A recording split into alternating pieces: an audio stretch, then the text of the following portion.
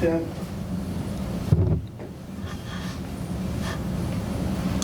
Can I start right by there? Yes.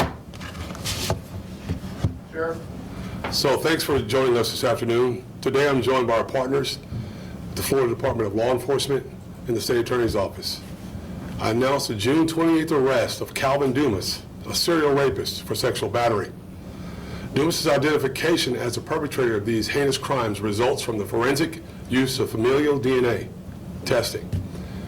This cold case arrest is a culmination of committed, collaborative work of JSO's cold case unit, special assault unit detectives, special victims unit prosecutors from the State Attorney's Office, and trained forensic DNA analysts from the Florida Department of Law Enforcement, all charged to exhaust every investigative and scientific avenue to give victims of sexually motivated crimes the justice they deserve.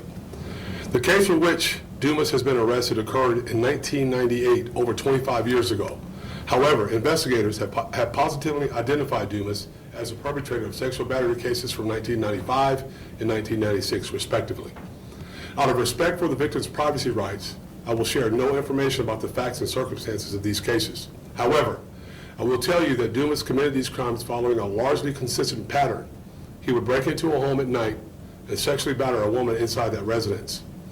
In the mid to late 1990s, it appears that he was criminally active primarily on Jacksonville's east side and in the Brentwood area of Jacksonville's north side.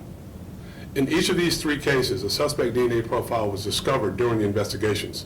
However, that DNA profile did not match to any known individual in the National Combined DNA Index System, known as CODIS.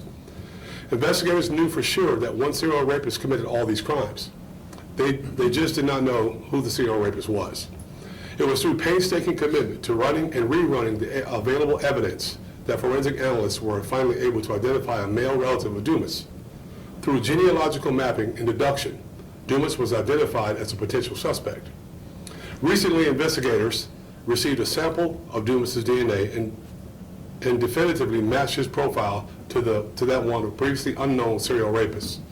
Dumas is now in custody where he belongs. Investigators, prosecutors, and forensic analysts will continue to work together to see if they can conclusively identify Dumas as a perpetrator of additional sexual battery cases.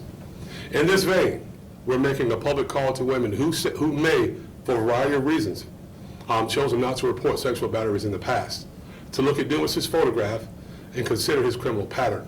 If you are a victim of an unreported sexual battery which fits Dumas' criminal pattern, I urge you to contact our sexual assault unit.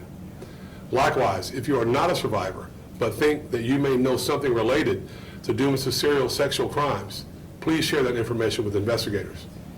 At JSO, we fundamentally believe that empowering survivors of sexually motivated crimes is as critical as bringing offenders to justice. We are charged with the responsibility of investigating these horrific, life-altering crimes, and we commit to do so in a way that is victim-centered and trauma-informed. By working with survivors and our partners, we can shine light where there is often darkness and prevent future victimization.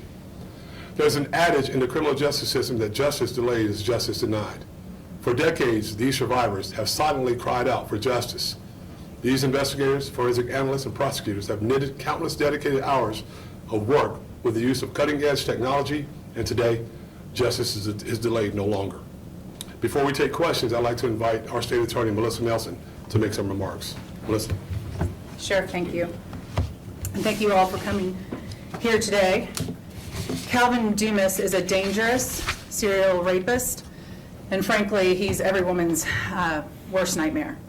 In the 90s, he broke into women's homes in the Brentwood and Eastwood neighborhoods at night, held his victims at knife point, covered their faces, and raped them. He targeted single mothers. He told them if they made any noise or reported the crime to the police, he would kill them or kill their children. This was his MO, and these rapes were not his first. He was arrested in 1973 for raping his neighbor, a crime committed with the same MO as these rapes. He was sentenced then to 20 years in prison, but this was long before we had truth in sentencing, and he was released in 1981. He began raping again. For 3 of these rapes, he was only identified just recently when advances in DNA technology allowed for familial DNA testing. We would not be here, and Dumas would not be off the streets without the hard work of several people dedicated to the sexual Assault Kit Initiative and the investigation of sex crimes. And so I'd really like to name a few of these people personally. Detective Lauren Cribbs with the Jacksonville Sheriff's Office, who has been meticulous in her hard work in this investigation and identified these linked cases as being potentially eligible for familial DNA testing. Marcy Scott with FDLE, who has worked on the Saki grant since day one, and analyst Emily Booth Varon, who shepherded the cases for familial DNA testing. And Assistant State Attorneys Marley Gulliford and Kate Waugh, who have undertaken these kinds of difficult cases and done amazing work. In fact, it was Gulliford and Detective Cribbs who combed through hundreds of case files to identify similar MOs that helped tie these cases together.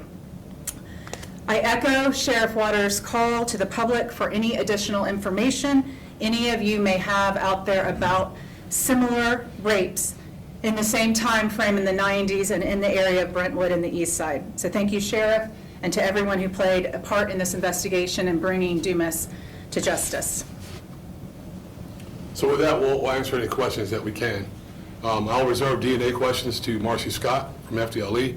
If you have anything, just let me know. Sheriff, you mentioned that at first the DNA profile didn't match anything at the time. How does that happen, especially if he was arrested in 1973 for a similar type of case? I mean, was it just not in the... Advances in DNA, right? So in the early 80s, it's not that it didn't match. We didn't have his profile. You have to have a profile to match it too. We didn't have his profile.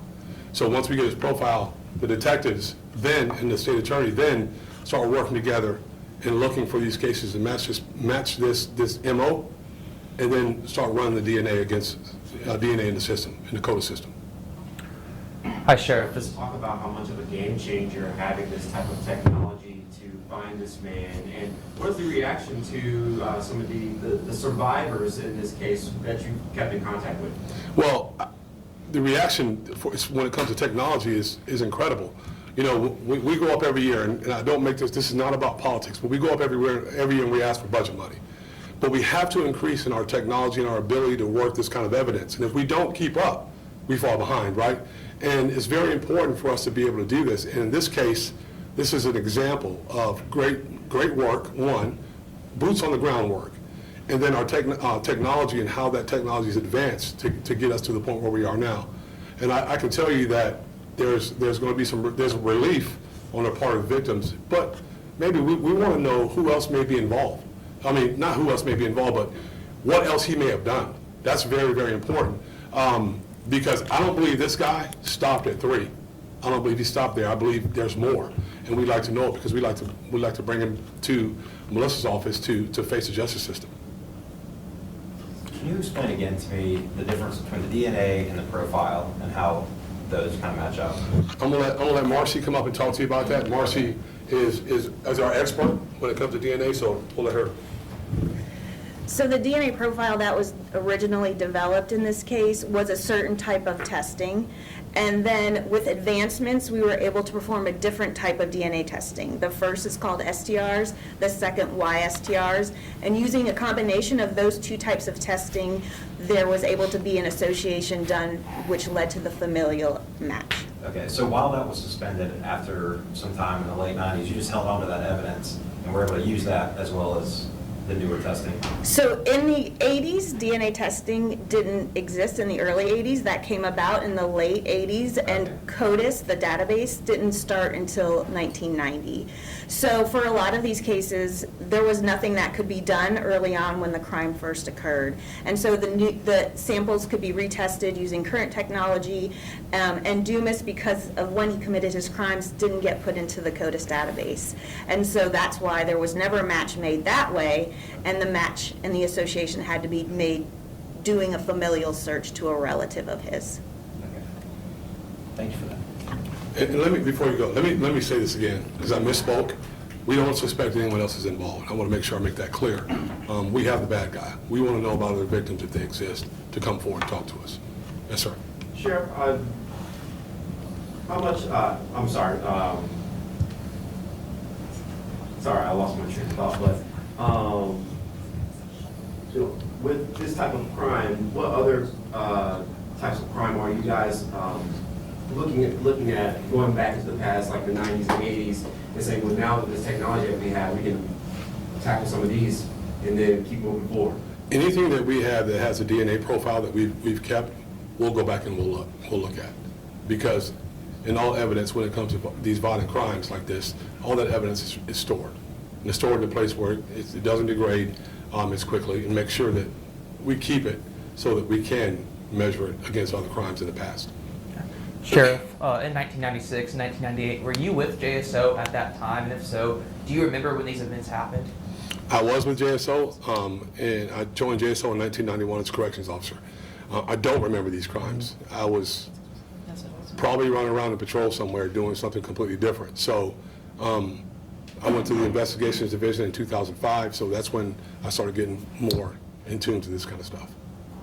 Sheriff, when did you guys realize that there was a match, like maybe a couple weeks ago or just a couple days ago?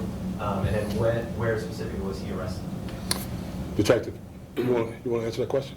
Sure. You okay? Okay. It was about, from the time I got the familial match from FDLE, my investigation was about, I'd say a month, and then he was arrested at the Golden Corral by our CPR unit.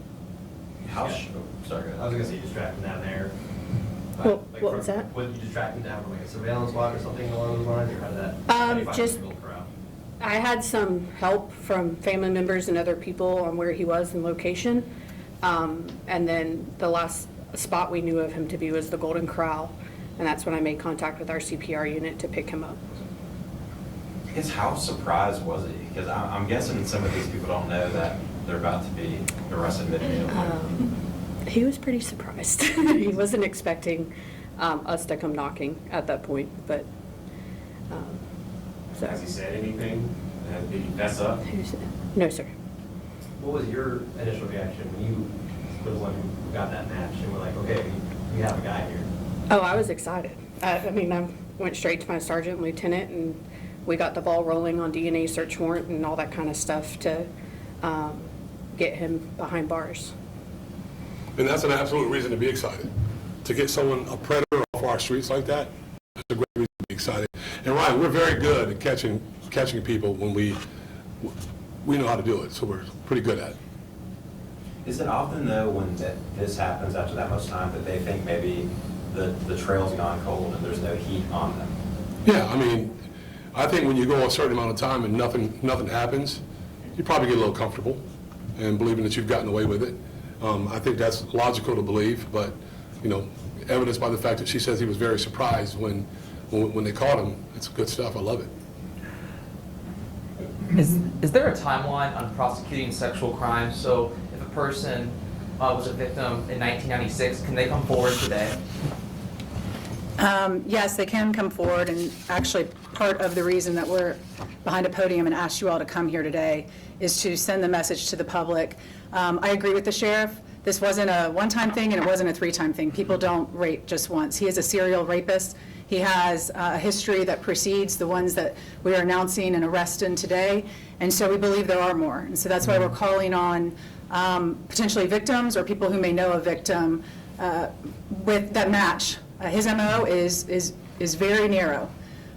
So if anybody has information and didn't report, as we mentioned, he threatened his victims that he would kill them if they reported to the police. So we have a well-founded belief that there are more rapes, and that's why we're asking the public for any information they may have to provide investigators and detectives so that we can follow up on it. And is there a statute of limitations on these rapes?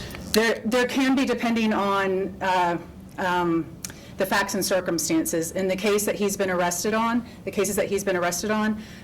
he's not barred by the statute of limitations on the surviving victim. We have a victim who is alive, living, and we will be prosecuting him. Thank you. And that's his most recent glove shot, correct? I don't know what mugshot you have, but the one from June, I assume.